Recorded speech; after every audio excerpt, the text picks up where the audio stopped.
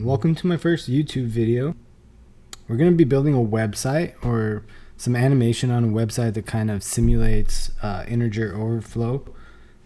And what we're going to be doing is I'm thinking that we're going to have a set of slides, almost some slides that talk about primitive values, integers, stuff like that, and basically build a table that kind of talks about primitive types, how many bits they take up in memory, and basically simulate what integer overflow is. So when a number hits its max value and you add 1 to it, how it wraps around to its minimum value. What I'm going to be writing this project in is p5.js. So it's a processing JavaScript library used for animation, but we're going to be kind of using it to build a website and breaking it down to just some simple animation where we're showing some text on the screen representing a number, and we can either add to the number or subtract from the number. And yeah, we're going to get started with that. So I'll show you how to basically start a brand new p5.js project. Okay, so basically the first thing that we need to do is create a generic p5.js. So what I have here is I have VS Code, and I created a folder. I've opened up that folder. I've called this folder primitives integer overflow, and this will be up in GitHub once we're done with this. Feel free to download it, make it better. So yeah, first thing we need to do is we'll go to the command palette, and you can see I've recently used this, but there's this command that will create a p5.js project. We want to do that, and we want to do it inside the current folder structure that we have right here. We want to. All right, so now we basically have a generic p5.js structure here. There's nothing really here that it's doing. We can maybe see what it's doing, and that's why I have this space here. We'll basically open this up with the live server, and this is what it is building. But let's come to index and just kind of see what's happening here. So just to prepare for this, what I'm going to do is I'm going to just create kind of some divs here in the body.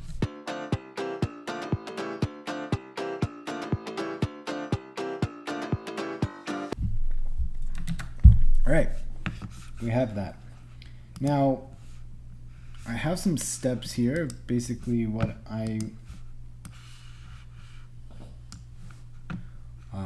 we're going to be doing here, and this is going to be the general process of what we do today. We're going to start with displaying a message on the screen. And by screen, I mean the canvas here.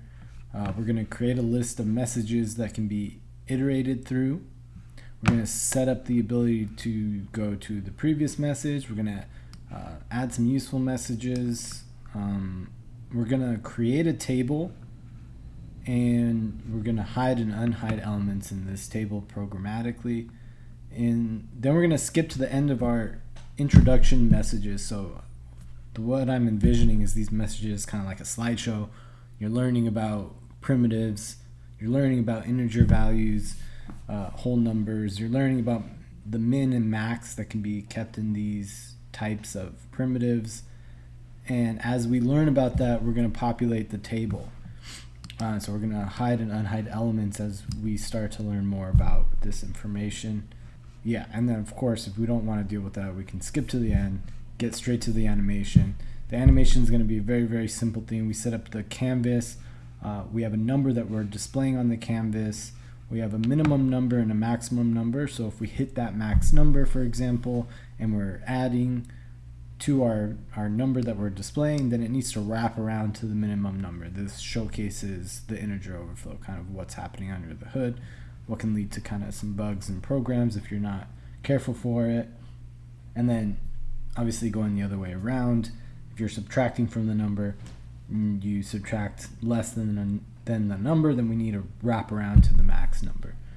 And to do this, to make it somewhat interactive, we'll have a drop down to choose the type. So we'll go over types, but basically if we want an integer, if we want a long, if we want a byte, if we want a char, and then whether we want the signed version of that primitive or the unsigned version of that primitive. Something like Java is always signed. It doesn't give you the option to choose sign or unsigned, but something like C gives you the option to represent that number as a signed number, meaning it can have negative numbers, or a unsigned number where it's 0.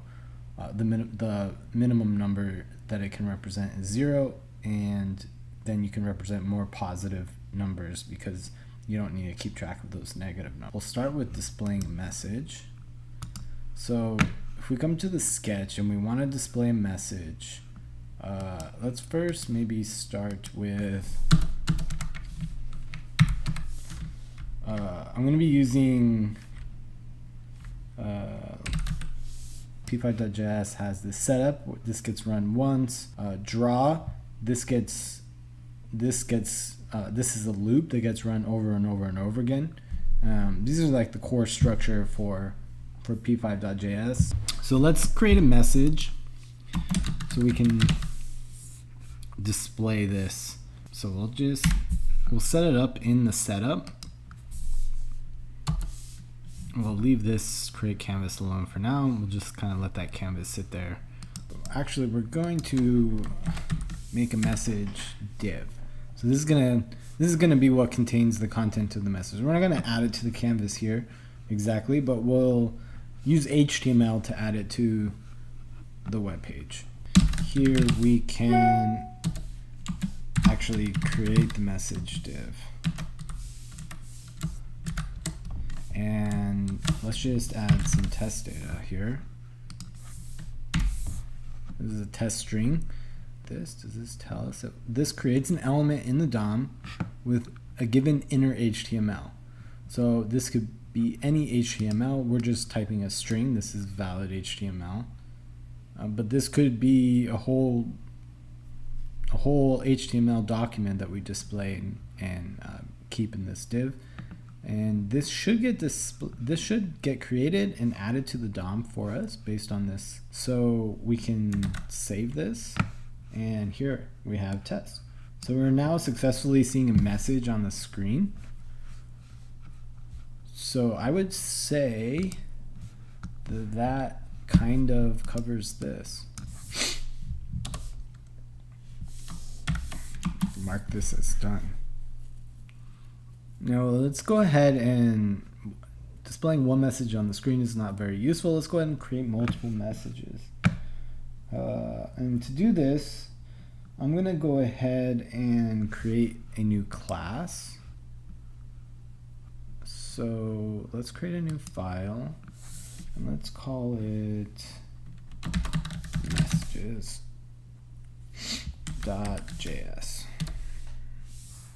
Now here we need to create a class called messages.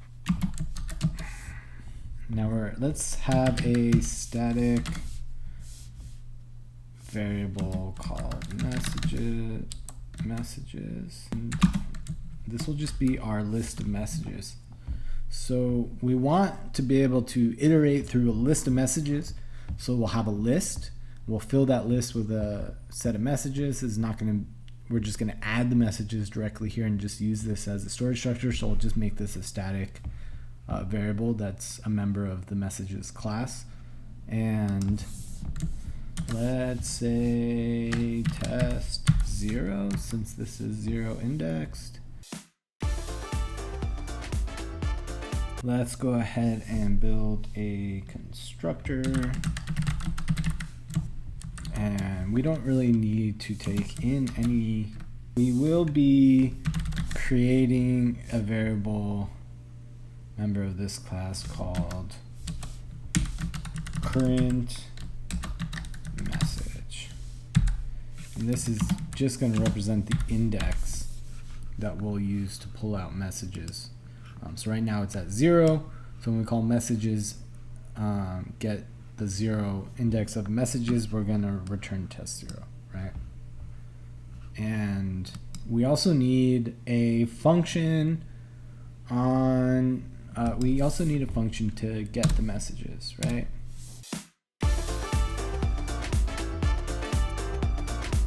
This should return the get current message. Now what we can do is we can save this, come back here, and we can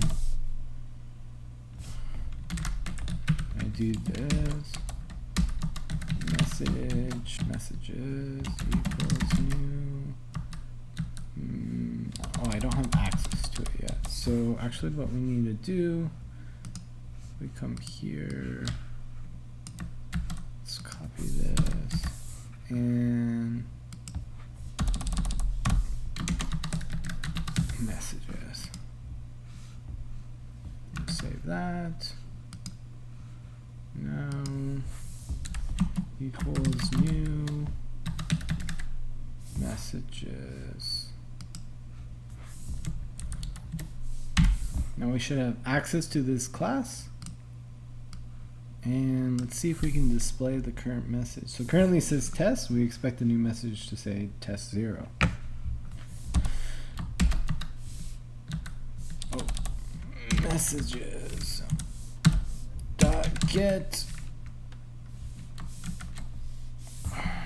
What is the name? Oh, it's not this. It's dot get current message.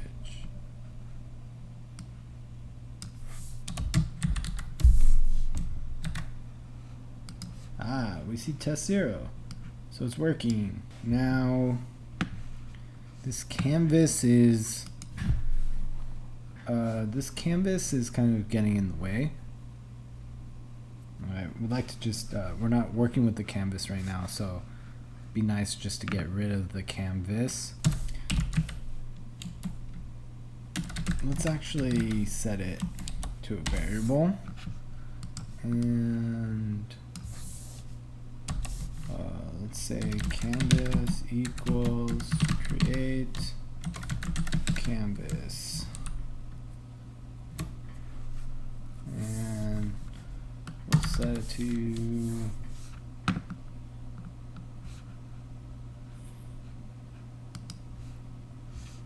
set it to 400 by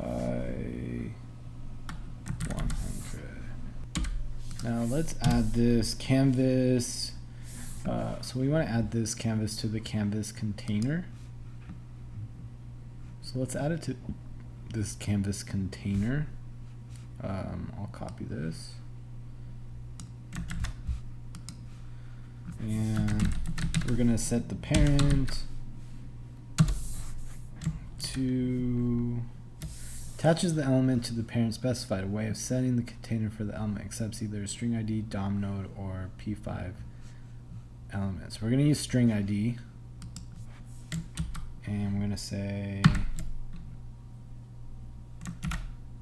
that. I should attach it to this. Now let's see if it did. So we have div ID canvas container, and the canvas is a member or a child of the canvas container. So that's good. We could give this an ID also. So canvas dot ID, and we'll just call it canvas. That will change it from this default canvas 0 to canvas. And then I want to hide it for now. And I think I'm going to do that with CSS. Go to CSS here. So this CSS should remove it from the display. Let's make sure that that's saved. And we want to select the canvas container and apply the CSS to it. So let's take the canvas dot add class and canvas dot hidden. Maybe, yeah, we just need this. Okay, there we go. And just say set up slideshow. Where are we at? We created a list of messages, but we haven't iterated through them yet. Let's move this up to the top. And since we're making messages here, we'll just start here and we'll make a new variable called next button. And let's make it here. So we have next button equals create button, and we'll call it next. Let's capitalize it. Alright, we've got a next button, but it's not very useful. So we need to attach some logic to this button because right now it does nothing. So let's apply mouse clicked. Now, what does this take? We need to apply some sort of function to it. So let's create a function.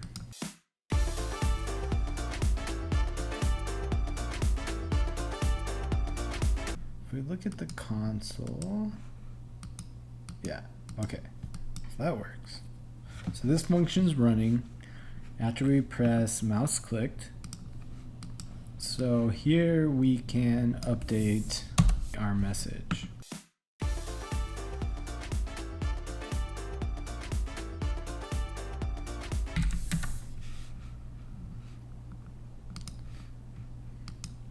Okay, so we have a function in messages that will get us the next message. Now here what we can do is call that. So let's hold the message that's returned equals messages dot next message. And we could probably print it out. See what's happening.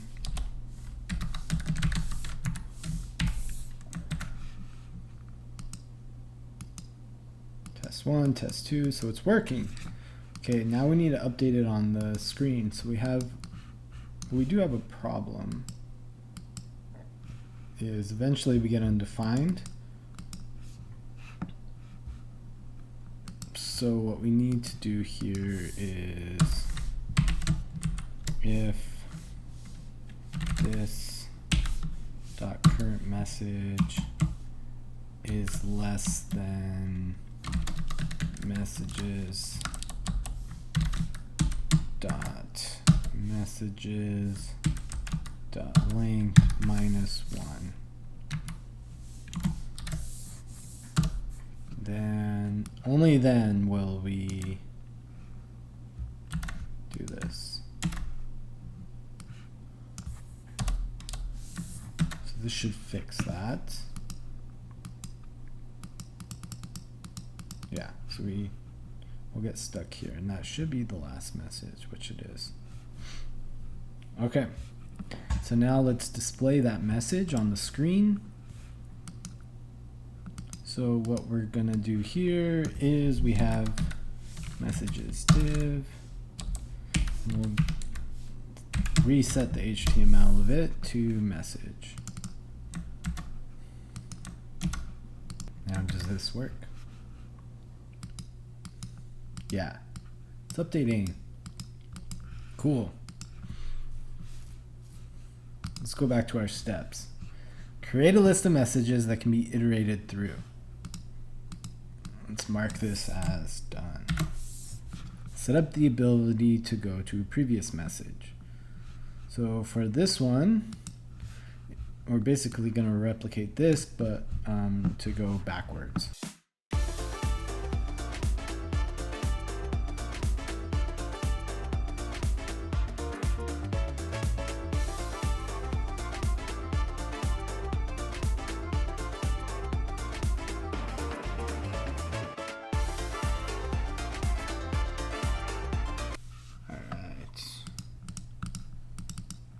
got that working. Cool. So this is done. Okay, let's add some useful messages. Useful messages here. And we can go through it if you want. So yeah, these are going to be our useful messages.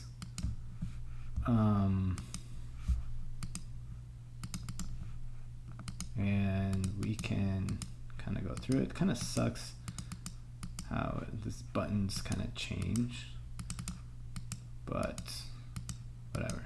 So let's go to our steps and let's knock this off the list.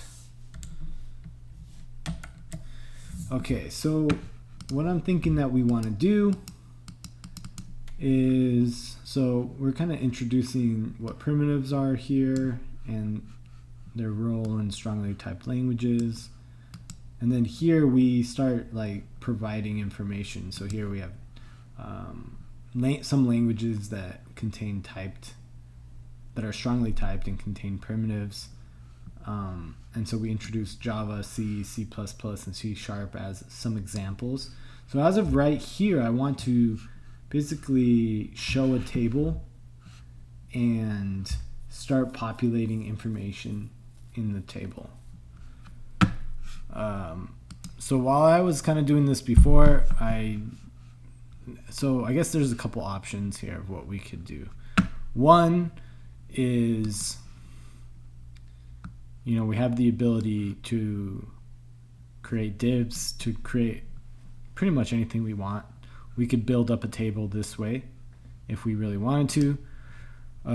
But for me, it was a little bit easier to kind of just create a constant variable that had all the HTML, so just as a string. Because as you can see here, when you create a div, this takes an HTML. So my thought was, let's just I'll just create an HTML string, and we could feed it into like a div, and then from there we can manipulate that using IDs and CSS and whatever else we need to do, because it'll be actual HTML that we can manipulate. I'll paste this here at the bottom of the sketch. So here's my string of HTML, and let's render it on the screen. And we want to show the table at index 1, I believe. So, and then we want to remove the table. So we need to be able to add it, unhide stuff to it, and then undo what we do in the previous button. So the next button might add a table, and then you press next again, and it might populate another part of the table. And then the previous button should be able to undo or remove what we did in the next. So add stuff in next, remove stuff in previous. So we're going to extend this and extend this to perform that for us. So we need a way to get the current index, right? So if we're using the logic of the messages index, if we're at 0 or 1, if we're using that logic to be able to hide and unhide stuff, we need to be able to obtain that from this class. So let's create a function called get current message index, and this is just gonna return this dot current message. Okay, now we have access to this, which is our index into currently the messages here. And so if we come back to next message, we want to be able to get that index. So we will call this const message index equals messages dot get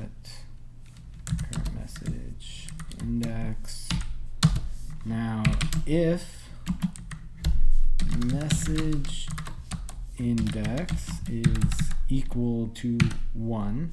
So let's think about this for a second. So we start, we're on 0, we press the next button, we hit this function, we come in here, messages.nextMessage will increment current message from 0 to say 1, and we're gonna display the message for number 1. And so the current message index, when we call it here, is after we've already gone to the next message. So if we're at message index 1, so we're displaying this message or this message, then we want to show the table. So if we're at message index 1, let's create a function called create table, so we can create the table. Function create table. And what create table will do, we need some sort of div to contain this table. So let's create a new variable called table div. And after all this, let's table div equals create div. And let's just make it empty. Maybe this could just be empty, but let's make it empty here. And if it's already empty, then we can add a table to it. So if table div.html, if not, so if there's nothing there, this should be a function.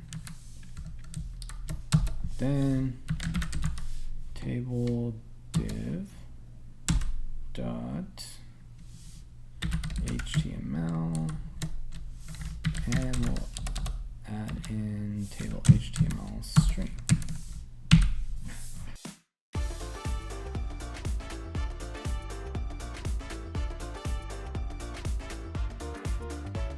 We haven't saved this yet.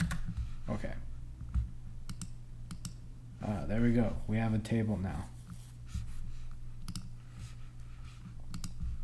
Let's remove this. Okay, so we've added a table. Now, what did we say? When we add something, the previous button needs to be able to undo it. Currently, it doesn't do anything.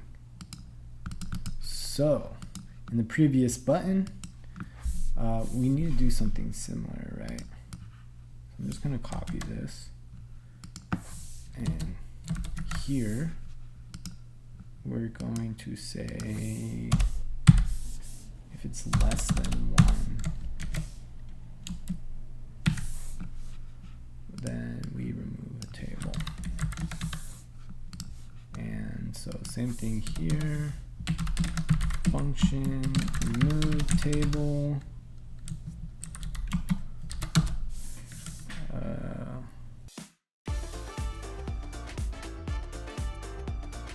Okay. All right, it's removing the table. Okay, we got a table. Now, if we look at this table, let's maybe analyze it in here a little bit easier. If I can expand it. Okay, so we have a table with a head and a body, so that's this table. And if we look at this, here's the headers, and then if we look at the body, there's all these rows, right? You can see them highlighted here. So if we look at this, we can see that I've added this class called hidden. And so this class is what I've actually added multiple classes. One is bits 8, so this is going to be for all 8 bits. So this is all of the 8-bit information, right? So that's one row. Then here again, this is 8 bits, and then I also have this class hidden. This 16 bits with hidden. So what we want to do is we want to make hidden actually hide this data. So I've already added the class, so what we need to do is create the class. And it's going to be exactly this. I named it differently so I can kind of keep the table and the canvas separate. But if we come here and go hidden and display none and save it, we'll see that the table is now hiding this information. And nothing happens when we click next, but what we're going to be able to do, we're going to create a lookup for the messages that maps to the class, 8-bit, 16-bit, that kind of stuff. And if we look at these messages, so if we go to the next one here, we can see that we're talking about 8-bit. So what we're going to do is on this message, since we're talking about 8-bit, we're going to populate all the 8-bit information. And so what we're going to do is we're going to unhide, we're going to select all elements, HTML elements that have the 8-bit class, and we're going to remove that hidden class, and that's going to populate it in the table. So to do that, in the messages, we're going to create a mapping from index to class. Oh, let's go to our steps. I think we've created the table, and now we're on hide and unhide elements in the table. Okay, cool. So let's create another static map. This is called message index to class selectors. So yeah, so this has the index of the message. So 0, 1, 2. This talks about 8-bit, and it maps to this class. This is in the form of a CSS selector. So we'll be able to feed this into a method that selects the elements on the page with this class, and basically loop over every element and remove that hidden CSS class.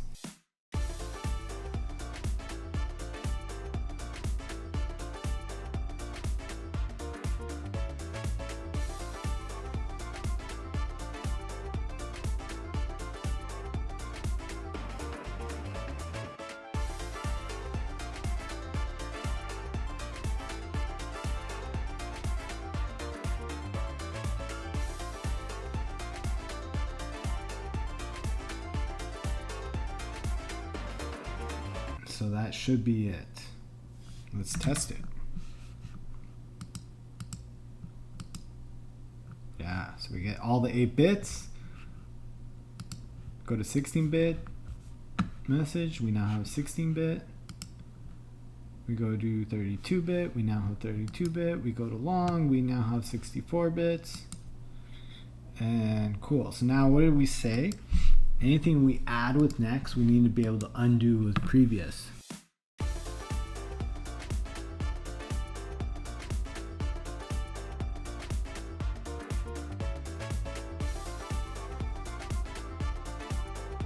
So we have the table, we remove the table. We add the table, we add 8-bit, we remove 8-bit.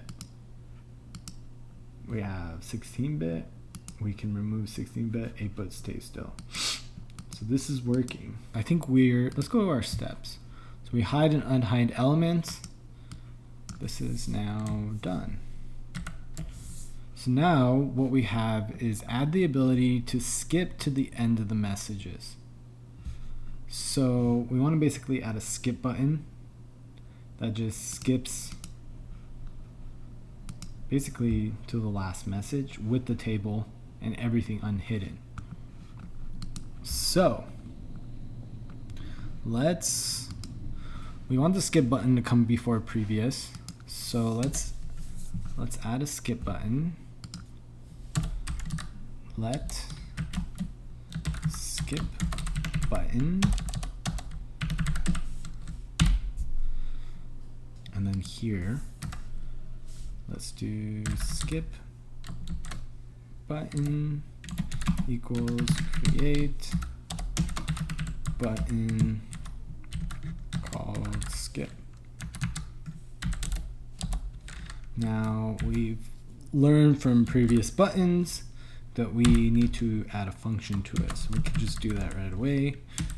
Mouse clicked, and we'll call this, so we have skip intro function here. Function skip intro. Okay, now I have a function called skip intro. So what we need to do is we probably need to call the messages class and tell it to skip to the last message. Return that message so we can display it on the screen. So let's come here. Let's create something here called skip to last message and get message. Pretty descriptive. So we're skipping to the last one and we're getting the last one. Let's correctly capitalize that.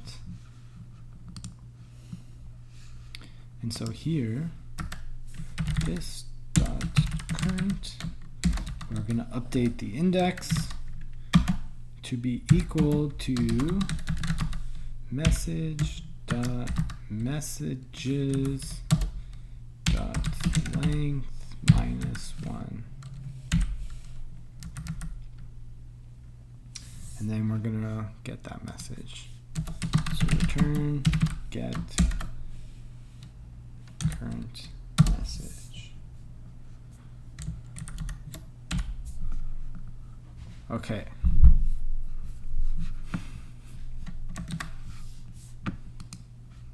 Okay, so in skip intro, we're going to take the message div and we're going to call messages dot skip to last message and return message. Okay, this is a little bit different than what I did before. Before I had this on a separate line, stored it in a variable called message, and then pass message into message div. Actually, this should be .html. But I'm kind of combining the two here. I don't think I'll need message after that, so I'll just return it directly into this message div.html. Now let's see what happens. This is probably not going to work right, but if we skip, all right, that kind of accomplishes what we need. But it doesn't add the table. So we probably need to create table. Let's just click on this to see what this does. So if the HTML is empty, it'll add the table string. So let's see what happens. Let's save it. Skip, we get the table. Let's reset it. Let's go in a little bit. And what happens if we skip in here? It doesn't really change it, right? So it's not like it's adding another table. So this is working the way we want it to. If we go previous, eventually we'll get to the point where it undoes what we do and we get back to here. So we're missing something here. When we skip to the end, the table isn't completely unhidden. So what we need to do is we need to create a function that unhides everything in this table. So let's go back up to skip message. Okay, so we create the table, we skip to the last message, and we could probably, let's do this afterwards. So we skip to the last message, and then we add the table if it doesn't yet exist there, but we also need to unhide everything. So Let's go const elements equals select all, and we have that class called hidden. And this is applied only to the table, so we can just select all with this class, and from there we can remove the hidden CSS. So let's take elements dot for each, and then element, and then we're gonna for each element we're gonna take that element and we're going to remove class hidden, and this should solve our problem. So if we do skip, everything's unhidden. We go backwards and stuff gets removed. We're good to go. Skip again. We go back a couple. Let's just make sure it works in the middle. Skip. Yeah, so we're good here. Let's go back to our steps. Ability to skip to the end of the messages. This is done. All right, now the cool part with the animation and stuff. So we're gonna focus. So this is where we're gonna use this draw function. But we're gonna kind of focus on setting up the canvas, and then we'll set up the animation. Let's create a couple variables. So we're gonna create a drop down to select the type. So I'll create that there. We're gonna create a drop down to select if it's signed or unsigned. We're gonna create a type, or we're gonna create a drop down to select if we're adding or subtract. So I'll create that function as well. And then also what we need to do is we're gonna need to modify messages. So currently in our next message, we don't let it go past the end, but we actually don't care about that. And we're gonna handle it. So if this will return undefined if it goes past this number here. So if it's undefined, we're gonna kind of set up the animation. So we'll come back to this part. Let's go, before we forget, let's go to next.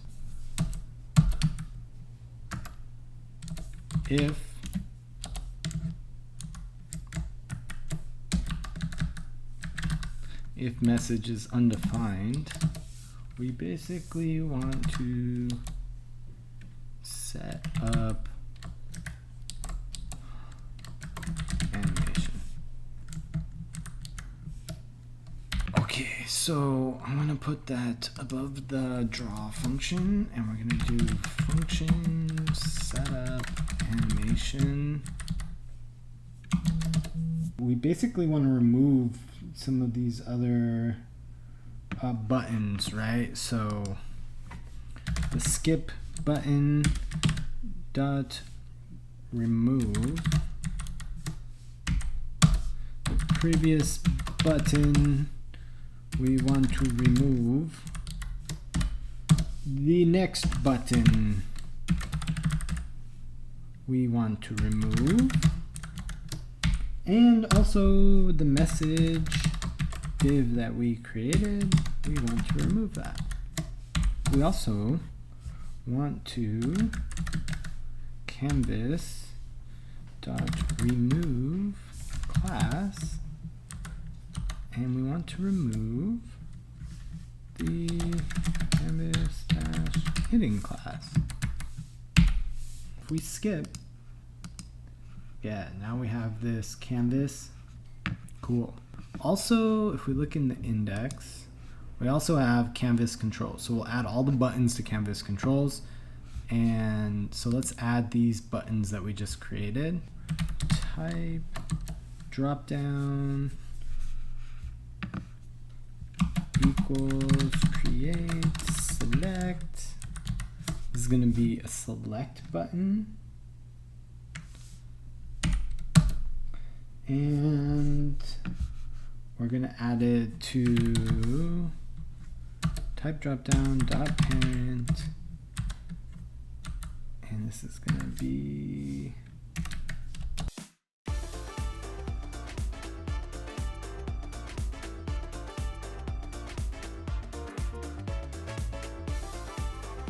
we also want to hide the canvas controls. So we're going to add canvas hidden and then no loop, because this is the setup prior to kind of bringing everything back up here, and here we'll do loop. Boom. Okay. So this is going to be kind of the framework for the animation. Now we need some variables to store what we're going to use for the calculation. Let's do this up here. And let's do let number equals 0n. Now this is important. This n creates what's called a big integer, which is the only way that we're going to be able to, so a normal number in JavaScript, basically it's basically floating point. So this creates an integer. So for whole numbers, this will allow us to kind of, this is like the magic. This will basically hold at least up to a 64-bit, but I think it's more than a 64-bit whole number.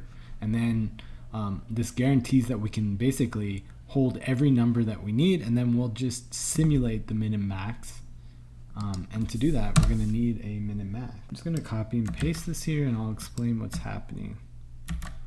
So this is a function. Okay, so we have the number that we're going to show in the canvas here. The bit size, which is char, short, int, long, it's going to be the bit size. It's going to be used to determine the math and the min and max value. And then whether we're using an unsigned or a signed version of this primitive type. And then this is whether we're going to be adding or subtracting. And we'll see that. We'll just be adding 1 to a number forever, and then we can select subtract instead if we want to subtract from that number. And then here, this min value, this is basically the calculation based on these above. So if we're signed, we're going to be setting the min value to this. So a signed number is this, and this is also equal to, this is the power of 2. So we have 2 raised to the bit size, in this case is 8 minus 1, so this is 2 raised to 7, and so we have minus 2 raised to 7, which is for 8-bit is going to be negative 128. If we're unsigned, then we're basically using this to allow us to have more positive numbers. So it allows us to go from 0 to 255. So this kind of splits that up, half signed and half positive and half negative. So so if this is false, we drop into this case and we just set them into 0. Now for the max value, very, very similar. So for the max value, if it's signed, then it's going to be 2 raised to the power of the bit size minus 1, which is 7, and that's going to be 128, and then minus 1 to give us that, because we're using 0 in the sign. So 0 to 127 is 128 numbers. Now, if we're unsigned, then we should be able to get 255, right? So in this case, it's 2 raised to the power of bit size. I don't know if we need this one here. I think that might be a bug. Minus 1n.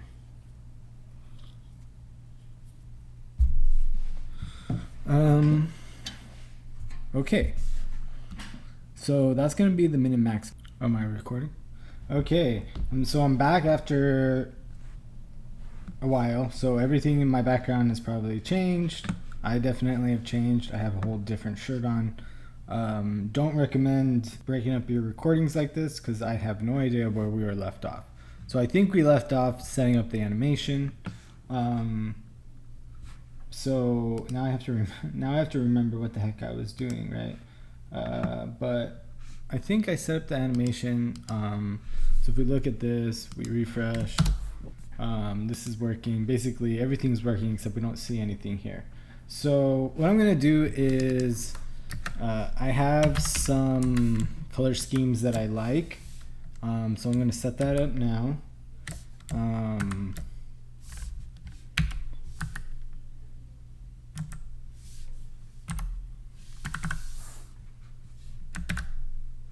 And let's see what that does. Nothing. Okay. So this is going to be the fill of the text. And let's go ahead and set the text size. Text size is going to be 36. And we'll set the text wrap. This texture wrap is wrong. This will tell processing how to break up the text onto new lines and stuff like that. And so we're going to break it up based on char.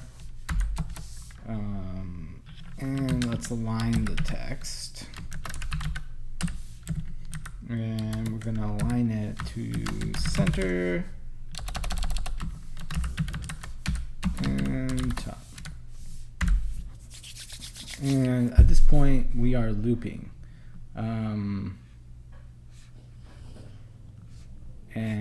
But nothing's happening, right? We shouldn't see anything happening. Yeah, there's nothing being written. So the loop is basically all done via magic here in the draw function. So let's change the background of the canvas. This needs to be a string. And let's skip it and see if we're making progress. Yeah, this is my background of choice. And let's go ahead and draw our text on the screen. So here we're going to draw the current value of the number from the top. Let's see. All right, we got a 0. Now it's very boring. It just shows 0. We're not updating anything. So let's go ahead and create a function called update variables.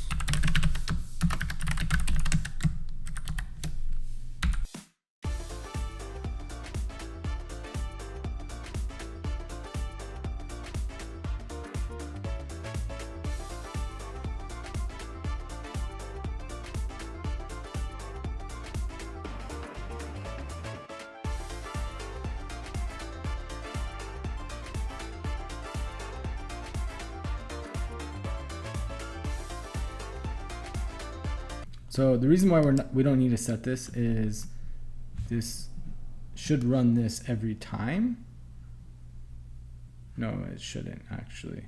This will run the first time and set it, and it should never run again. So this min and max value should be broken. We probably need to move these into functions themselves, unless we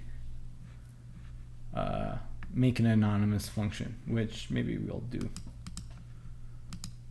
All right. Yeah, and if we look at the console, this makes sense now, but if we change this, it should change, but it's not.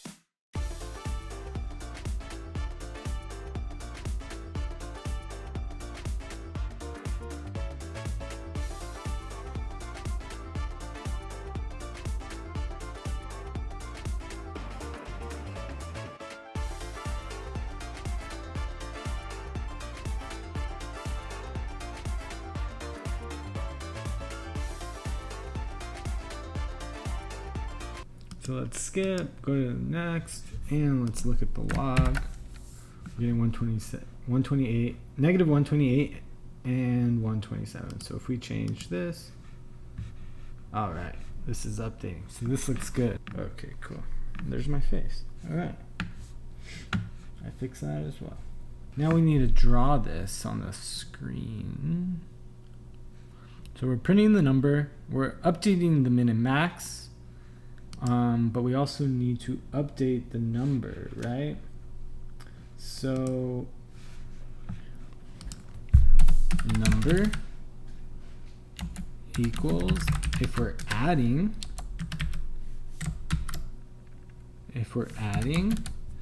we want to increment by 1 plus 1, else number minus 1. These need to be big integers, so they're of the same type. And all right, it's now working, but it's not honoring the min and max value. So this is where the overflow comes into place. And so let's add that. So if number is greater than max value, then number will equal min value. If number is less than min value, then number equals max value. Simple as that. This should cover the case where we're adding, so number goes above the max value, and we're subtracting, number goes below the minimum value. This will also cover the case where if we change the min and max value, say we're at the highest point here, and we change it to the lowest point, but we're adding, this will then move it to the min number. So this should fix everything. So let's save this and let's try. And yeah, it wrapped around. Integer overflow simulated. Since I can't figure out how to do that right now, I'll just go like that so you can see my face.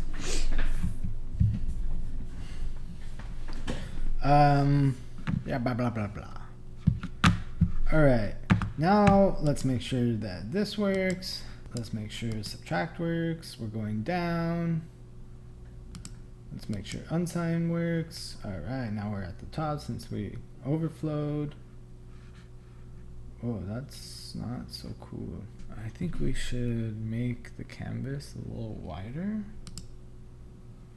Let's do 450. Oops. 450. Okay, now this is kind of boring, and if you're going to the long one, you're gonna wait a long time before you're gonna see the overflow. So let's make a button. Let's add a new button that will skip right to immediately before the overflow.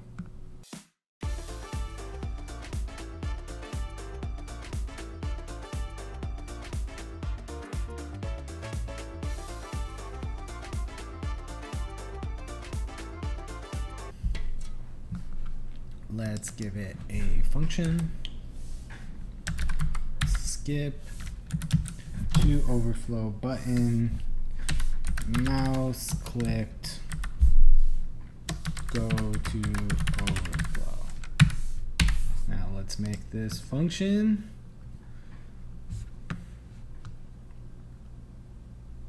Doesn't really matter where.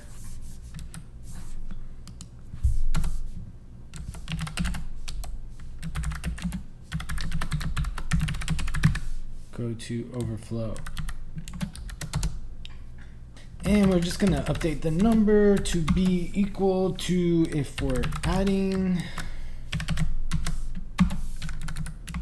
then we're just gonna set number equal to max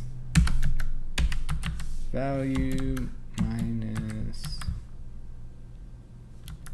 100 and else min value plus 100 and. Alright.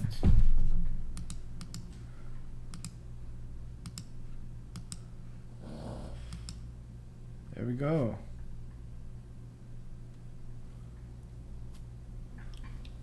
And it wrapped around. Yay!